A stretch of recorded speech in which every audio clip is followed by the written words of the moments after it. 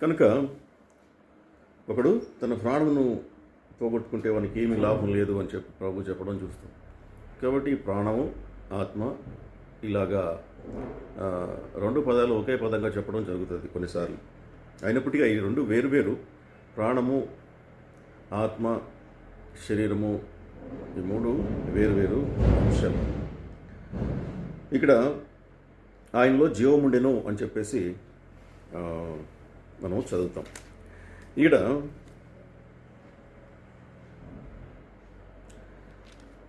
అపొస్తలుల కార్యముల గ్రంథంలో 3వ అధ్యాయము 15వ వచనంలో లేఖనము యేసు ప్రభువుని గురించి ఈ విధంగా తెలియజేస్తూ ఉంది. మీరు జీవాధిపతిని చంపితిరి, కానీ దేవుడు ఆయన మృతుల్లో నుండి లేపెను, అందుకు మేము సాక్షులము అని చెప్పేసి రాయడం జరిగింది. యేసు ప్రభువును జీవాధిపతిగా ఇక్కడ లేఖనం తెలియజేస్తూ ఉంది. దేవుడు జీవాధిపతి, అదేవిధంగా యేసు ప్రభువు జీవాధిపతి. కాబట్టి యేసు ప్రభు ఎవరు? దేవుడు. యేసు ప్రభువు దేవుడు,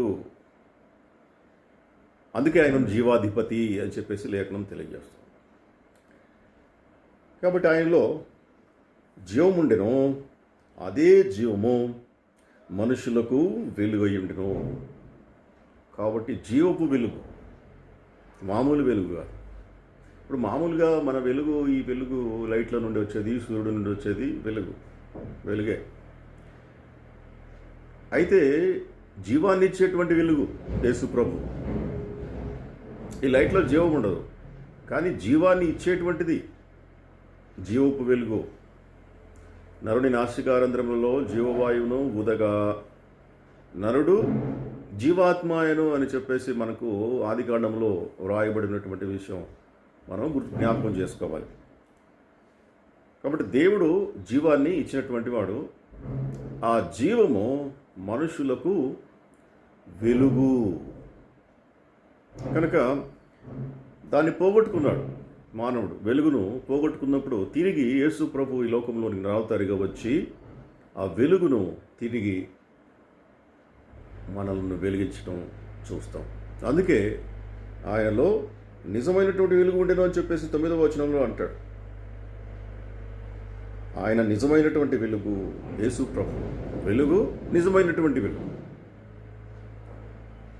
నిజమైనటువంటి వెలుగు అనేటువంటిది జీవాన్ని ఇచ్చేటువంటిది, ప్రాణాన్ని ఇచ్చేటువంటిది.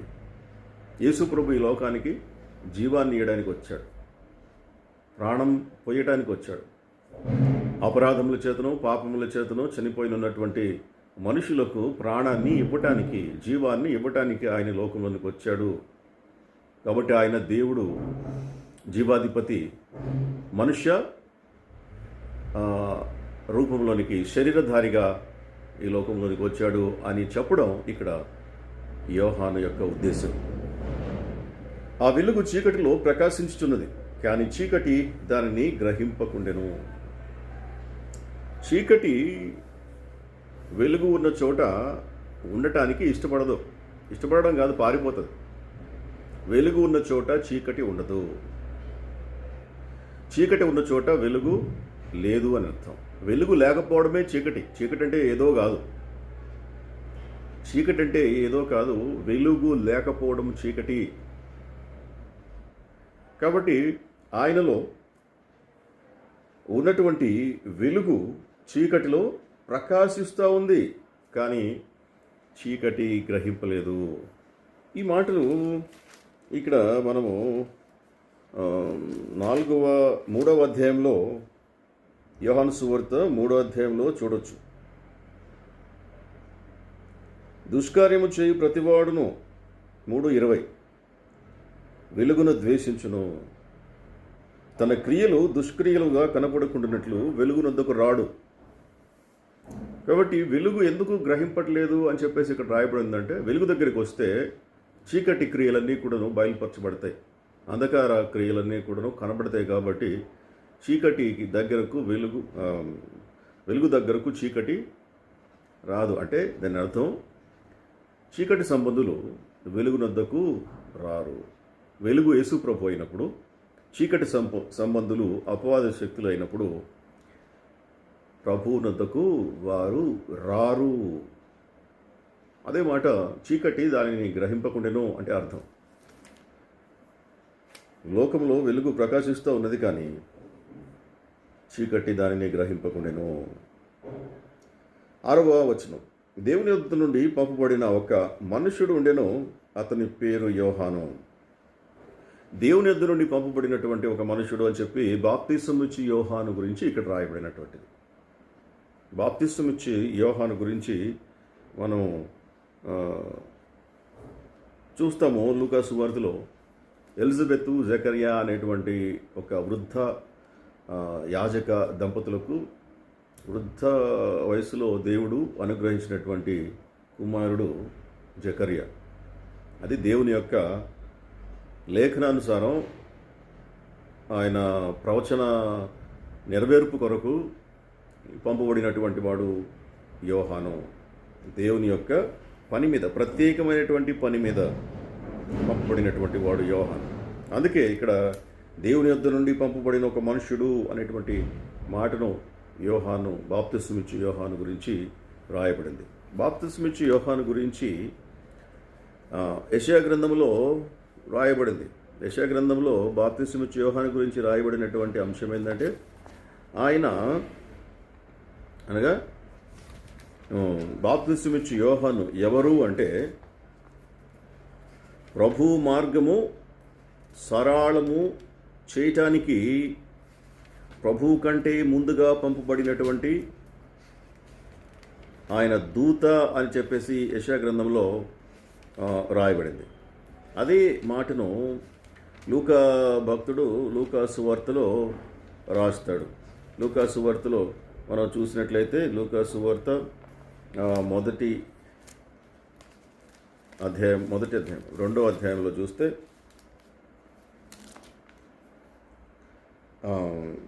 3వ అధ్యాయం 3వ వచనం, అంతటా అతడు వచ్చి పాపక్షమాపణ నిమిత్తము మారు మనసు విషయమై బాప్తిసం పొందవలెనని యోర్దాను నది ప్రదేశమందంతటా ప్రకటించుచుండెను. ప్రభు మార్గము సిద్ధపరచుడి, ఆయన త్రోవలు సరళము చేయుడి, ప్రతి పల్లము పూడ్చబడును, ప్రతి కొండయు మెట్టయు పల్లము చేయబడును, వంకర మార్గములు తిన్ననివగును, కరకు మార్గములు సన్ననివగును, సకల శరీరులు దేవుని రక్షణను చూతురు అని అరణ్యంలో కేకలు వేయుచున్న ఒకని శబ్దము అని ప్రవక్త అయిన యెషయా వాక్యముల గ్రంథమందు వ్రాయబడినట్లు ఇది జరిగెను. కాబట్టి యేసు ప్రభుకి ముందు, అనగా యేసు ప్రభువుని లోకానికి పరిచయం చేయటానికి దేవుని యొద్ద నుండి పంపబడినటువంటి వాడు యోహాను. యోహాను గురించి క్రీస్తుకు పూర్వం 800 సంవత్సరముల క్రితమే యెషయా భక్తుడు ప్రవచించాడు.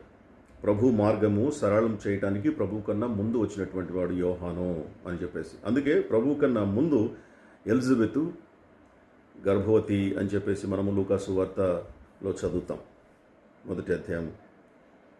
కాబట్టి ఈ యొక్క వ్యక్తి, ఈ మనుషుడు బాప్తిస్మిచ్చు యోహాను, దేవుని యొద్ద నుండి పంపబడినటువంటి ఒక మనుషుడు, అతని పేరు యోహాను. మనమందరము కూడాను దేవుని యొద్ద నుండి పంపబడినటువంటి వారమే ఈ లోకంలోనికి. మనము కూడాను ఏ ప్రత్యేకమైనటువంటి పని లేకుండా యాక్సిడెంటల్గా ఈ లోకంలోనికి రాలేదు అనేటువంటి విషయం మనము జ్ఞాపకం చేసుకోవాలి. దేవుని యొక్క చిత్తం చొప్పున, దేవుని యొక్క అనాదికాల సంకల్పం చొప్పున మనము దేవుని యొద్ద నుండి ఈ లోకంలోనికి పంపబడినటువంటి వారం. ఆయన రమ్మన్నప్పుడు వెళ్ళిపోవాలి. మన యొక్క స్థిరమైనటువంటి నివాసము ఈ లోకంలో లేదు. మన నిలబరమైనటువంటి పట్టణము పరలోకంలో మన కొరకున్నది. ఇది సత్యం.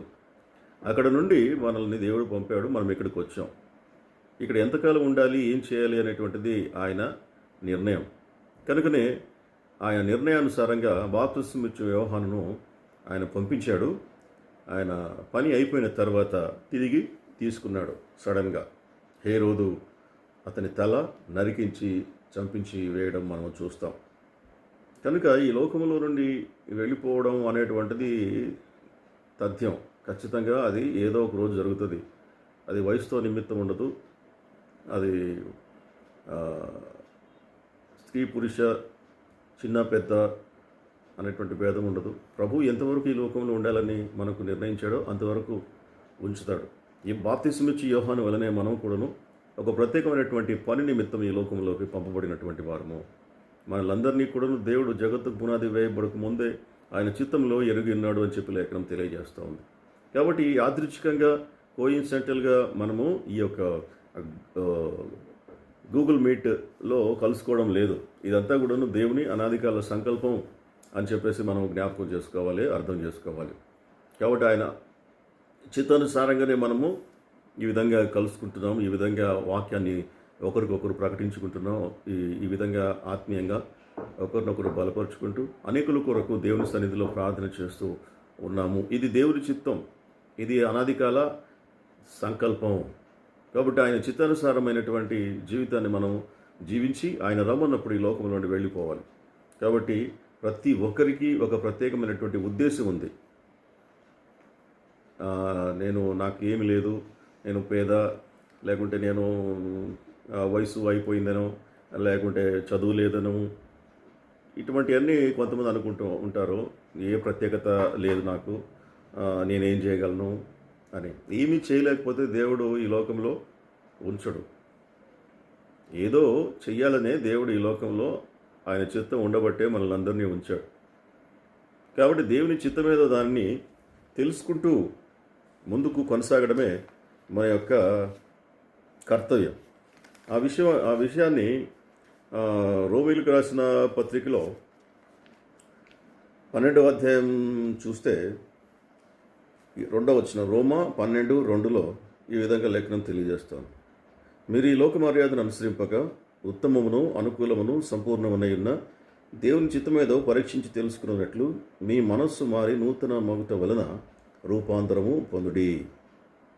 కాబట్టి దేవుని చిత్తం ఏదో పరీక్షించి తెలుసుకుంటూ ఈ లోకంలో మనం దినదినానికి రూపాంతరం చెందుతూ ఉండటం దేవుని యొక్క చిత్తం, దేవుని యొక్క ఉద్దేశం.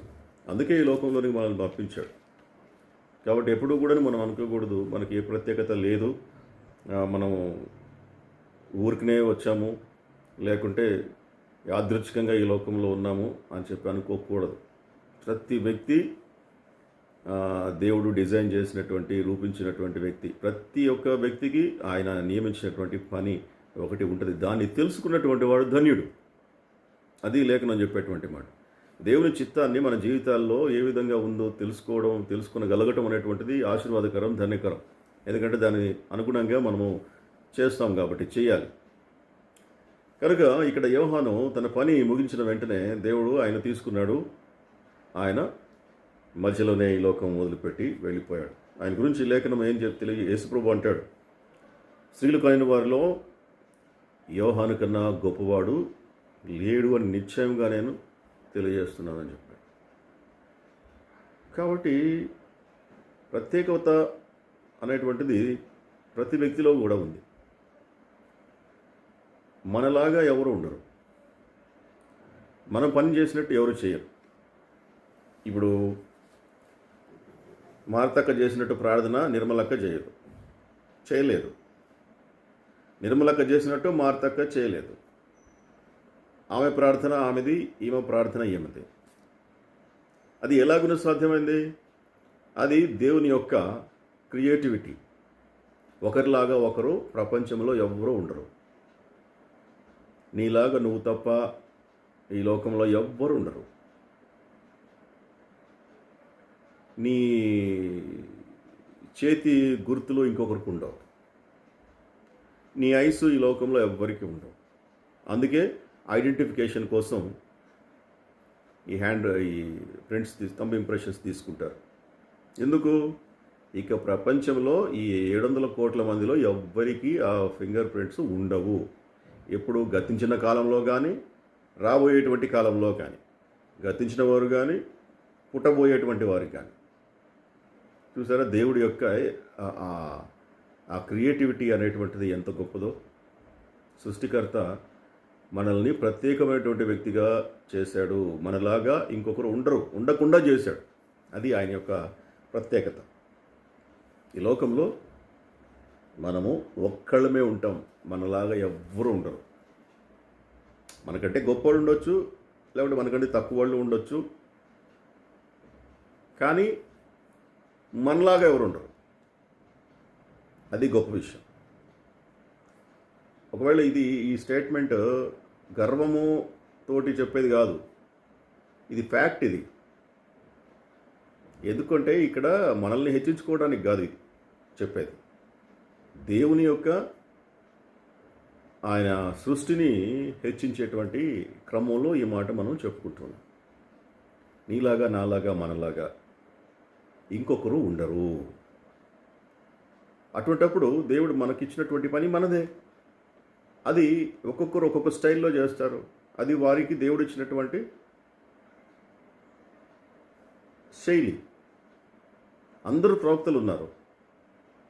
ప్రవక్తలందరినీ ప్రేరేపించింది పరిశుద్ధాత్మ దేవుడు. వారి చేత రాయించింది పరిశుద్ధాత్మ దేవుడు. కానీ రకరకాలుగా రాశారు. రకరకాలుగా అంటే ఆ శైలి ఒకే విషయాన్ని ఒకే అంశమైనప్పటికీ కూడాను రక్షణ సువార్తను గురించే రాశారు అందరూ. అయితే ఒక్కొక్క ప్రవక్త ఒక్కొక్క రకంగా రాశాడు. అంటే వారి శైలి. ఒక ప్రవక్త గద్దిస్తూ రాస్తాడు, ఒక ప్రవక్త తిడుతూ రాస్తాడు. తిట్టడం అంటే బూతులు కాదు, కఠినమైనటువంటి పరుషమైనటువంటి పదజాలంతో రాస్తాడు. ఒక ప్రవక్త బుద్ధి చెప్తూ రాస్తాడు, జ్ఞానవాక్యాలు చెప్తూ రాస్తాడు. ఒక ప్రవక్త ఏడుస్తూ రాస్తాడు. ఈ విధంగా ఎందుకు ఈ రకరకాలుగా అంటే దేవుని యొక్క సృష్టి అది భిన్నత్వము అనేటువంటిది దేవుని యొక్క సృష్టిలోనే ఉన్నది. ప్రతి వ్యక్తి భిన్నమైనటువంటి వాడు ఈ లోకంలో. ఎవరి పని వాళ్ళకు ఉంది, ఎవరి ప్రత్యేకత వాళ్ళకు ఉంది, ఎవరి అందం, ఎవరి చక్కదనం, ఎవరి టాలెంట్, ఎవరి ఐక్యూ వారిది. కాబట్టి ఎప్పుడు కూడాను ఇంకొకరితోటి మనం కంపేర్ చేసుకోకూడదు. మన బిడ్డల్ని కూడా చేయకూడదు. అది దేవుని సృష్టికి విరోధమైనటువంటి కార్యం. ఏ విషయంలో కూడాను ఇతరులతోటి పోల్చుకోకూడదు. దేవుడు మనలను ఒక యూనిక్ స్ట్రక్చర్ దేవుడిచ్చాడు. మానసికంగాను, శారీరకంగాను, తెలివి విషయంలోనూ, జ్ఞానం విషయంలోనూ, ప్రతి దాంట్లో కూడాను ఒక ప్రత్యేకతను దేవుడు నీకు మనకు ఇచ్చాడు. కాబట్టి మన ప్రత్యేకత ఏంది అనేటువంటిది మనము తెలుసుకోవాలి. ఈ ప్రత్యేకతను గురించి మనం మాట్లాడుకుంటే ఇప్పుడు దావీదు ఉన్నాడు. దావీదు చాలా చిన్నోడు, అంత పెద్ద దేహదారుఢ్యం ఏం లేదు. గొలియాతును చంపడానికి పోయినప్పుడు దావీదు సౌలు ఏం చేశాడు? సౌలు యొక్క యుద్ధ డ్రెస్ అవన్నీ ఉంటాయి కదా, బ్రెస్ట్ ప్లేటు, కవచాలు, అవన్నీ వేసి వాటితోటి యుద్ధం గొలియాతోటి యుద్ధం చేయాలంటే కష్టము, నువ్వు చిన్నోడివి, నీ వల్ల కాదు, ఇగో ఇవన్నీ వేసుకో, ఇవన్నీ వేసుకుంటేనే యుద్ధం చేయగలుగుతావు అని చెప్పేసి సౌలు ఏపిస్తాడు దావీదు చేత. అప్పుడు ఏమవుతుంది?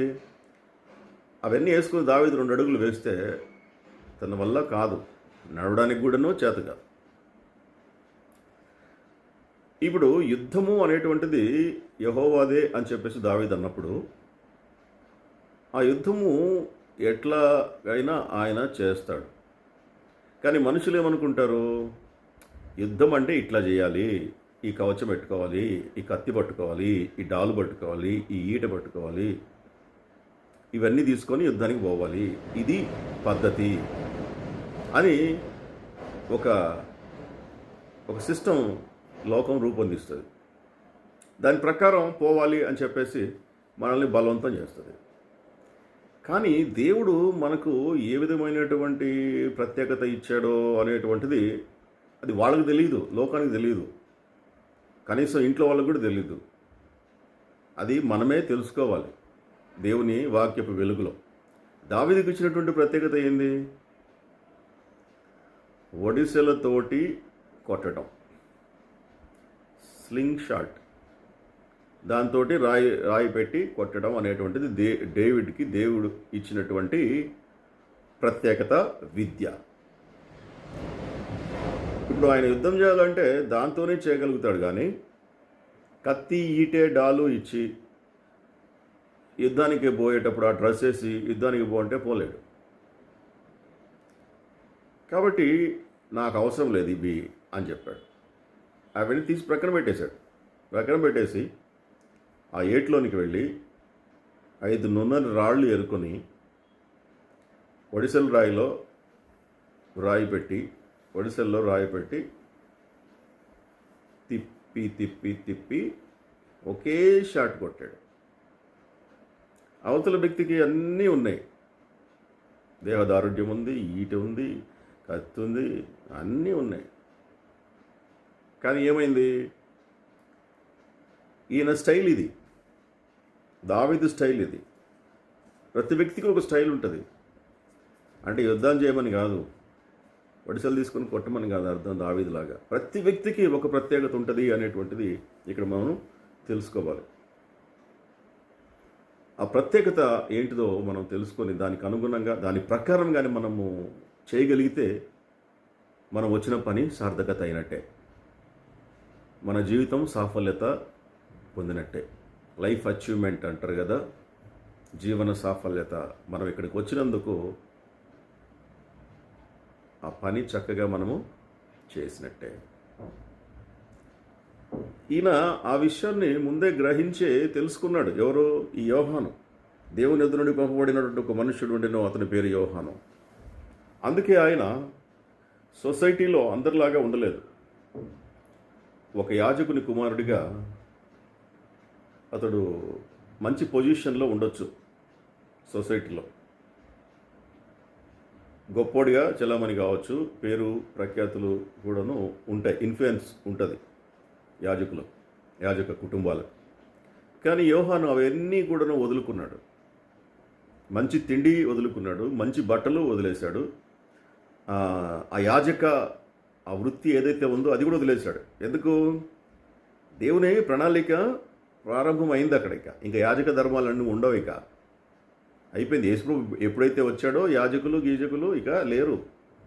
ఆలయంలో అర్చనారాధనలు, బలులు ఇవన్నీ ఉండవు, ఇక అంతటితోటి కట్ అయిపోయింది. మనం చెప్పుకున్నాం, గర్భాలయపు తెర నడిమికి పైనుండి కిందికి చినిగిపోయింది, చింపేశాడు దేవుడు. ఇక అర్చన ఆరాధనలు, బలులు, నైవేద్యాలు, ఈ యాజక ధర్మాలు లేవు. ఈయన దేవుని యొద్ద నుండి పంపబడినటువంటి వాడు కనుక ఆయన వచ్చినటువంటి పని ఏదో దాని మీదనే ఫోకస్ చేశాడు. తనకు దేవుడు ఏదైతే ఇచ్చాడో దాన్ని మాత్రమే ఆయన చేయడానికి ముందుకొచ్చాడు. అందుకే ఆయన అడవి మిడతలు, తేనె ఆయన ఆహారం, అడవిలో దొరికేటువంటివి. కాబట్టి ఆయన అడవికి వెళ్ళిపోయాడు. ఒంటె రోమాలతో చేసినటువంటి బట్టలు ధరించాడు. పూర్తిగా తన్ను తాను ప్రత్యేకపరుచుకున్నాడు. ఎందుకు అంటే నేను ప్రత్యేకమైనటువంటి వాడును అని యోహాను యొక్క ఉద్దేశం. అది నిజం కూడాను. మనలో ఎవరు కూడాను ఏ ప్రత్యేకత లేనటువంటి వారు కారు. దేవుడు మనల్ని పిలిచాడు అంటే అర్థం ఏంటిది? ప్రత్యేకత లేదనే అర్థం. ఒక ముఖ్యమంత్రి పిలిచాడంటే, ముఖ్యమంత్రి ఆఫీస్ నుండి కాల్ వచ్చిందనుకోండి ఎవరికైనా, అంటే ముఖ్యమంత్రి ఎవరినంటే వాళ్ళని పిలుస్తాడా? పిచ్చోళ్ళని, దారిన పోయే వాళ్ళని, రోడ్డుని తిరిగే వాళ్ళని పిలుస్తాడా? ప్రత్యేకమైనటువంటి వారైతేనే మినిస్టర్ నుండి కాల్ వస్తుంది, నీతో పని ఉందంట, మాట్లాడాలి, రా, అంతే కదా. సృష్టికర్త అయినటువంటి దేవుడు మనల్ని పిలిచాడు అంటే అర్థం ఏంటిది? దేవుడు దృష్టిలో మనము ప్రత్యేకమైనటువంటి వారము ఆయన పని చేయటానికి. అందుకే మినిస్ట్రీ ఆయన పని చేయటానికి దేవుడు మనల్ని పిలిచాడు. అది ఇంట్లో ఉండి ప్రార్థన చేయొచ్చు, అది తెలిసినటువంటి వారికి యేసుక్రీస్తును చెప్పడం కావచ్చు, ఇట్లా ఒక సంఘానికి నాలాగా కాపరి కావచ్చు, ఏదైనప్పటికీ కూడా నువ్వు ప్రతిదీ దేవుని పనినే. ఒక్కొక్కరికి ఒక్కొక్క రకమైనటువంటి తలాంతులు దేవుడు ఇచ్చి ఎవరి సామర్థ్యము చొప్పున వానికి ఇచ్చాడు అని చెప్పేసి రాయబడింది. కాబట్టి యోహానికి ఇచ్చినటువంటి ప్రత్యేకత, ఆయన పరలోక రాజ్యము గురించి ప్రకటిస్తూ యేసు ప్రభుని లోకానికి పరిచయం చేయటం. అందుకే యేసుప్రభుని గురించి ఆయన బాప్తిసం ఇచ్చేటప్పుడు చెప్పినటువంటి మాట, లోక పాపాలను మోసుకొని పోవచ్చినటువంటి దేవుని గొర్రెపిల్ల అని చెప్పి యేసుప్రభుని అక్కడ ఉన్నటువంటి వారికి అందరికీ చూపిస్తాడు. యేసుప్రభుకి బాప్తిసం ఇవ్వటంతో యోహాను యొక్క పని అయిపోయింది. అందుకే దేవుడు యోహాన్ని తీసుకున్నాడు. సమయం అయిపోయిన తర్వాత ఎప్పుడు కూడాను ఎవ్వరూ కూడాను ఒక్క క్షణం కూడాను ఇక్కడ ఉండరు, దేవుడు ఉంచడు. అది ఎప్పుడైనా కావచ్చు. కాబట్టి మనం వచ్చినటువంటి పనిని మనం నిర్వహించడానికి మనం ముందుకు పోవాలి. దానికి గాను దేవుని చిత్తాన్ని, అది అనుకూలం, మంచిది, అనుకూలమైనటువంటిది, మనకు మేలును కలిగించేటువంటిది దేవుని చిత్తం అని చెప్పేసి లేఖనం, దాన్ని కనుక్కుంటూ తెలుసుకుంటూ ఈ లోక మర్యాద అంటే అర్థం ఏంటిదంటే సిస్టమ్ ఆఫ్ దిస్ వరల్డ్ అని, ఈ లోకంలో ఉన్నటువంటి పద్ధతులు, వాటిని మనము అవాయిడ్ చేసుకుంటూ దేవుడు మనకిచ్చినటువంటి బాధ్యత, ఆయన చిత్తాన్ని నెరవేరుస్తూ ముందుకు వెళ్ళటానికి పరిశుద్ధాత్మ దేవుడు మనకు తన కృపను సమృద్ధిగా అనుగ్రహించును గాక. ఆమేన్. ప్రార్థన చేసుకుందాం.